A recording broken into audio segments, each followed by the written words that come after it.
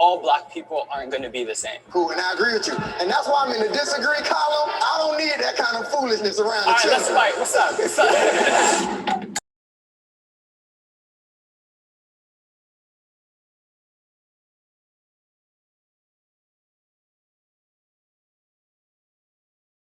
Hello, everyone. Welcome back to American Shade. I'm Brittany King, your host and your girl, and I have 2 words for this Saturday. Not today. Just kidding. I don't even know what day it is that I'm going to be putting this out, but let's see. Just going to make it short and sweet. I'm going to be reacting to a Jubliee video where they asked, I think, 6 Black people various questions, and they're showing like on a micro level how Black people aren't a monolith by asking, do all Black people think the same? Obviously not. They're going to showcase that in this video. I'm interested in seeing what they have to say, and if I agree with whoever, let's just see.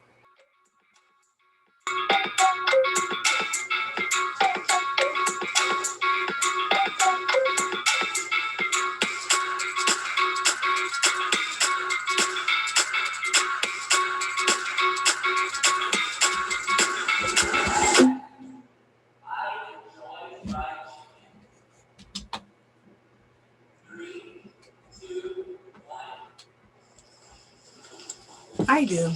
That's for sure.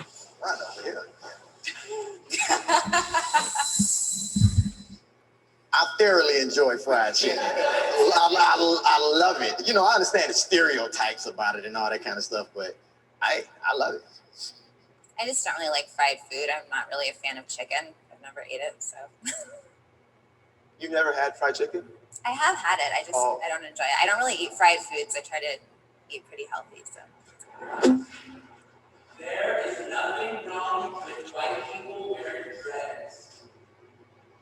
3, 2, 1. I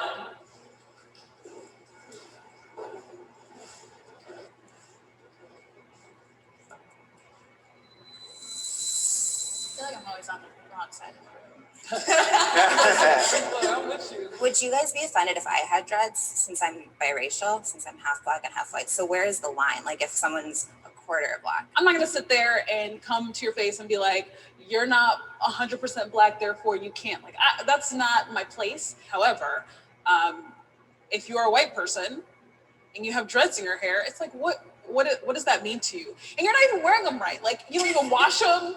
I just don't see how a race can own a hairstyle. To be honest, like, hair is hair. There's all kinds of hairstyles in Africa. I still don't think that like a single race group can say, this one hairstyle, nobody else can do it but me. On that note, what he said, that is a topic of debate with like within the discourse of cultural appropriation and things like that. For me, like, I see it more as it's definitely something within the Black culture, but more inside a religious practice. Like if you're Rastafarian or in other religions that dreadlocking is a part of like the tradition. So if a white person's Rastafarian, is that wrong if their hair is dreadlocked? Or if, you know, someone that's non-Black has dreadlocks, is that wrong? I don't think it's wrong. I wouldn't interrogate anyone and say you can't have dreads because you're white or you're not Black, because at this point, like, I don't care about people's hair. I mean, I don't care about if you have dreads, because that hairstyle is, the reasoning can be so broad of why people have dreads.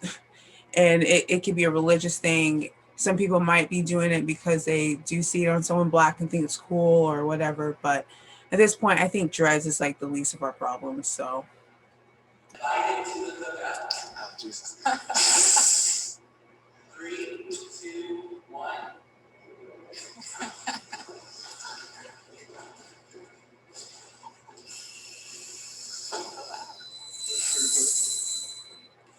This cookout needs to just die. Like, no more cookouts. No, bro, just go. If you missed what they said, is Kanye West invited to the cookout? And to preface, a cookout is like, he's invited in, it's more than just like invited into the Black community, but more like the cookout is like a sacred place. It's a sacred tradition with Black Americans. I know, you know, people have barbecues and 4th of July and everything out, but when we talk about cookout, we don't necessarily mean like literally a cookout. It's like a gathering of understanding, a gathering of like one accord, a community, all of us kind of on one page, and understanding a connection, an emotional connection on a topic, on a feeling, whatever it is. So when they say, is Kanye invited to cookout, is he invited? Is he still allowed to be in the space? For me, I don't know what they're going to say, but for me, every single person that is Black, I think, is in there. Touchy, it's a something that's actually hard to kind of explain, because it's something that doesn't need explanation to another Black person. It's almost like trying to explain like a dynamic between your family to someone outside your family. And you really are like, it's hard to explain why I have such a bond with my dad or my mom or my sister and brothers. It's hard to really explain that in a way where you're really going to get it. But we understand it, and we don't even have to explain it to each other. We probably have never really explained it. We just know that is what this is. So yeah, we'll just hear what they have to say. Go home. Like, there ain't no cookout. I'm sorry, I strongly agree, because I don't like the idea of perpetuating this concept that all Black people have to be the same and think the same and act the same. I don't think he's fully understood. People like Kanye are creatives, and he uses like creative speech. And some people just take him at face value, or like kind of like the literal sense of what he's saying. And if you did that, every creative could be taken the wrong way. I disagree with that. Like, I don't think that he's so creative and that his words are being misinterpreted. Like, he's making very specific phrases, like Black people chose to be slaves. That's completely untrue, and in my opinion, that's just unacceptable. But I think that's people misunderstanding what he's saying. I How really would don't you think he's interpret trying that, to. though? Yeah, How do you interpret that? No, This right here is just a good example of how, how I champion Black people having their own opinion, and doesn't mean you're not Black or you're really Black, whatever, based on what you say. This is a good example, and one of the reasons why I went to this video, you know, to show that there's various opinions within the Black race. It's not just one person thinks the same thing. Like, this is literally in a micro way showing you how it's not a monolith for us, and how these different point of views are viewing Kanye West's music, his banter when he was talking about slavery was a choice and it wasn't, and that was totally irresponsible and pretty disgusting to say.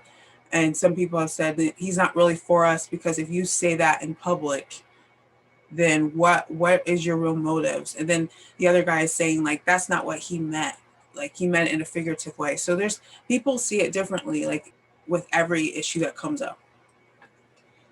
I think what he's saying is there's a mindset where you know where like Here, so okay, like he was trying to say it in the term of like, you know, it was a choice for you to stay there when you knew that you could have done whatever else to get out, and maybe you would have ended up dead, but it would have been better than being a slave. So I don't. It's not like I'm. Whoa. This is how you're talking to Kanye. This negates though. This negates the millions of people who did. Don't you believe that today there are people To say that slavery was a choice, and you literally mean like slavery, American slavery, and our ancestors, that was a choice. For everyone out there, that was not a choice. That wasn't a mindset like, oh, like let's just escape. Like the things that they did to them when they were slaves, imagine what they would have done to them if they tried to leave. And then their families are there risking their families' lives. These people were taken hostage. There were people that were enslaved, that were hostages, that were tormented, that were abused in all the ways that you couldn't even imagine. So to say like, well, you had a choice, that is like so disgusting to say. And if you think that, that's a disgusting thought. And I'm just going to say that out there. If you're talking about right now, are people mentally enslaved? You can say that about anyone. Can anyone be mentally enslaved to a story, to a narrative, to whatever? Anyone can. But if you're talking about actual American slavery, absolutely not. Like, that's not even up for discussion. Whose mindset they're corporate slaves, or they're people. But you gotta be careful with the language you use. Kanye's an artist, he's a lyricist. So you can't say stuff like that because some people haven't learned their history yet. And some people don't know that it was millions and millions and millions of blacks who fought oppression, who fought slavery. But you're right in that he needs to be more conscious of his word choice, because there's not everybody who's going to understand that. And that's why I say somebody as smart as Kanye, I think he's doing this for shock value and for money. And if he's doing that, he's setting people back. And that's why I can't rock with him on that. What scares me is the second somebody speak in PC or not, or they're able to articulate what they're trying to say well or not, that they're excluded from cookouts and from a culture and from your identity. And I think that's scary, because I'll tell you right now, the more we treat people who are different and isolate ourselves even, I think the worse it is for us long term. And to be honest, we're going to drive more. I actually agree with that. I think that if someone has an unorthodox opinion, or just an opinion that's out there, or even a problematic opinion, and they're within the same race, I don't think people should kick them out of the race. I think they should, or kick them out of the cookout, so to speak. It can be a call in and call out, but I do think it's like, okay, let's just talk about this and have a conversation on why you think this. But to just say, okay, you're out of here because you don't think the way we think, no, I don't agree with that. More people to have closeted feelings and emotions. And this goes back to people saying like, would you rather have a racist next to you that's hiding it, or would you rather have a racist next to you that's letting you know how they feel and you know where they're coming from? Cool, and I agree with you. And that's why I'm in the disagree column. He can come eventually once we have some conversations. But right now, I don't need that kind of foolishness around the children. Police target black men and women. 3, 2, 1.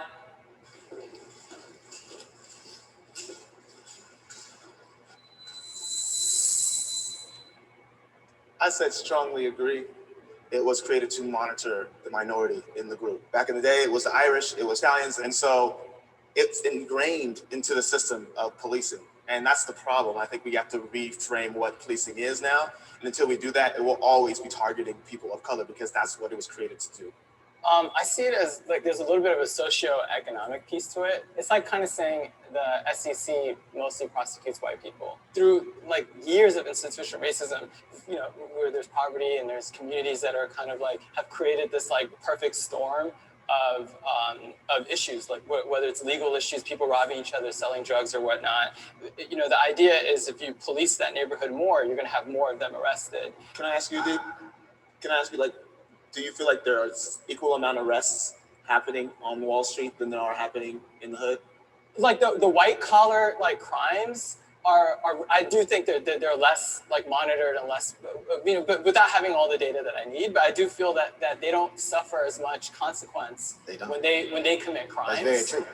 You got to look at the prison industrial complex here too in the U.S. That's huge business. So, and if you look at a group of citizens that have been perceived as no value having to society or whatever, okay, boom, we're going to push them, we're going to pipeline them into that system. Yeah, I also think that, you know, the qualifications to become a police officer are so low. And it's like, my life is literally in your hands, man. Like, if I get pulled over, maybe that will be.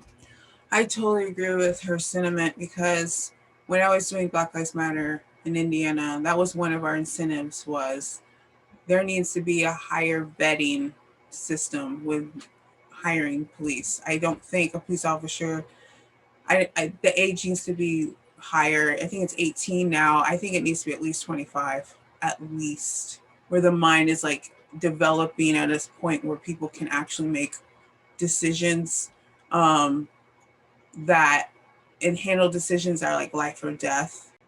I think that more rigorous psychological testing, more rigorous academy training.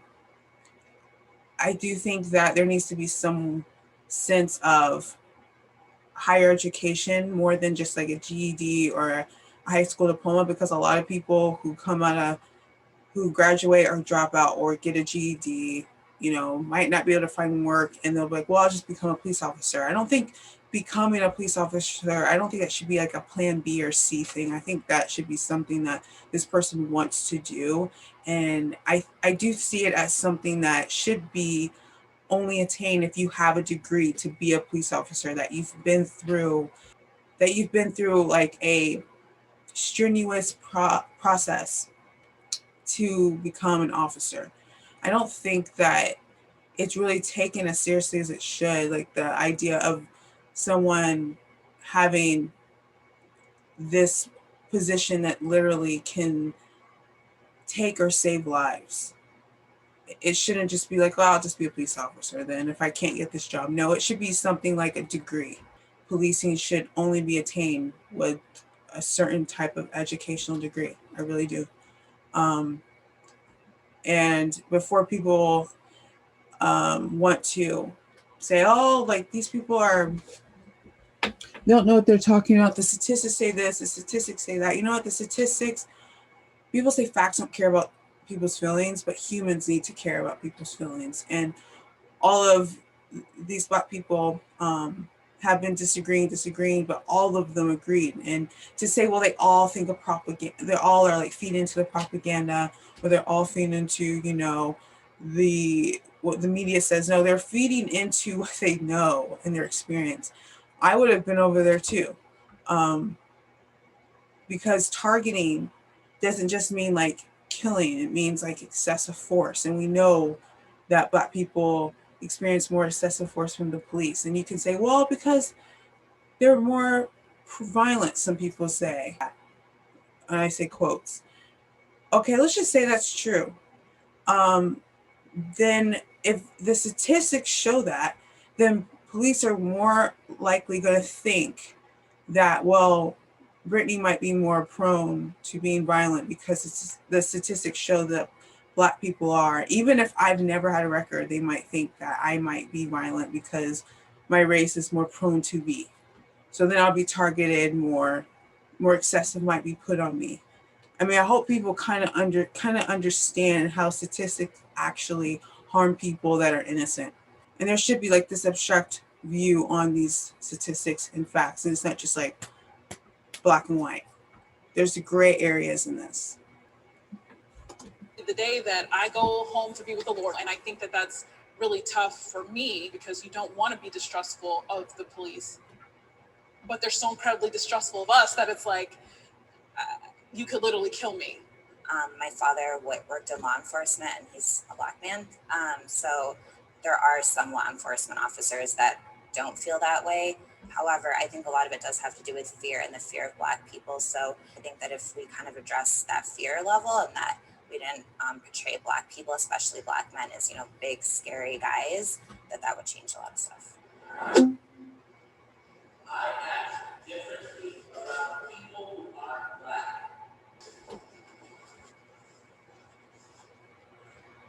You moonwalking? Which one? I ain't gonna moonwalk. Which one you go? I agree that I act differently around people that aren't Black just because, like, corporate America doesn't want to hear me talking, doesn't want to hear me speaking in slang, and I am not happy about it. Like, I wish that it was different, but I feel like I need to do to fit into that group. I strongly disagree. I am me wherever I go. I'm a proud Black man, and I'm gonna speak my truth every day of the week. If you don't like it, shit, it ain't on me, that's on you. And I feel like it's a disservice to anyone I'm around if I'm not being my authentic self, because my white friends might want to hang out with me because I'm Black. They want some flavor. So if I go in being something totally different, then Let's two different things. Exactly. One thing is, are you changing yourself, or are you changing how you're communicating who you are? And I'm changing how I'm communicating who I am, and I still remain the same. Like, do you have a white voice? Do I have a white voice? I know, Cole, I'm a Black man, trust me. Every Black person growing up in America can code switch. Then you need to move a little bit. But here's the thing. Here's the thing. The question was, do I act different when I'm in different surroundings? And no. But see, how would I ever be accepted if I'm always code switching? That means I'm always acquiescing to something else. You see what I'm saying? So in order to be accepted, you got to bring you. Do you guys, when you say code switch, do you mean you change the actual words you say, or do you mean you change the tone of your voice? I change how I say it, and I change what I say. I'll walk into a business meeting different than how I walk into the basketball court. So that's me changing to fit the scenario to benefit the end goal. And I don't view that as a negative. I view that as me. Yeah, I don't act differently when I'm around people that aren't Black. I am me and I act the same way. But I think what he's saying I agree with, in a certain environment, whether it's around all Black people, all white people, all whoever, I might act differently. Like if I'm going to work in corporate America, I'm not going to act the same as if I am out with my friends, my girlfriends. That's not, it has nothing to do. I might be with all Black people in corporate America. I'm not going to act the same as I would with all of my Black friends that we're going out somewhere to have fun. Situational, I act differently for the environment I'm in, but around different people of different races, I don't act differently. Now I might have different conversations with them, but I don't put on a different act. No. I will say though, when I was younger, growing up in Columbus, and being like the only Black kid, definitely acted differently. But I don't even think I knew I was acting differently. I was so young. But then I think around 11 or 12, I kind of knew that I was acting a different way around all my friends in a white school than I was with like going to like my church that were Black, or just being home with my Black family, because I want to fit in or more blend in. So yeah, but now no, you get what you get with me. Focusing on what the end goal is. But I feel like American society has made Black people operate in that fashion, because nobody asks white people to code switch. They can be white in America, China, wherever. They accept it. We're around like Visa. But I'm the only one that has to go around and say, oh, hi, how you doing? I am proud to be Black. I am. Thank God. I'm sad if I all would know. I'm glad that we all strongly agree. Yeah. Yeah, I love that, you know, we can have these discussions and like still go home knowing that we're family. And I love being Black. I love that Blackness is expressed many different ways. It's not just one way. I'm proud to be biracial. I'm proud of my immigrant half, proud of my Black half. My ancestors fought their own freedom from slavery. Yeah, I love being Black. I wouldn't have it any other way. I mean, yeah, it presents its challenges, but I couldn't fathom being something else. So I am very proud to be an African American in America. Yeah. This was fun. Thank you. Yeah, I'm glad they all said they're proud to be Black. And one thing I will say, within Blackness, I feel like there's not two different types of ways to be Black, but identities within it, like your racial identity and your ethnic identity. I think I've mentioned this before in a video, but like I see racial identity as something that happened without our consent, like what happened like in 1790 when they made racial categories and they threw us into the category being Black, to put us in the hierarchy and put us in like the low totem pole.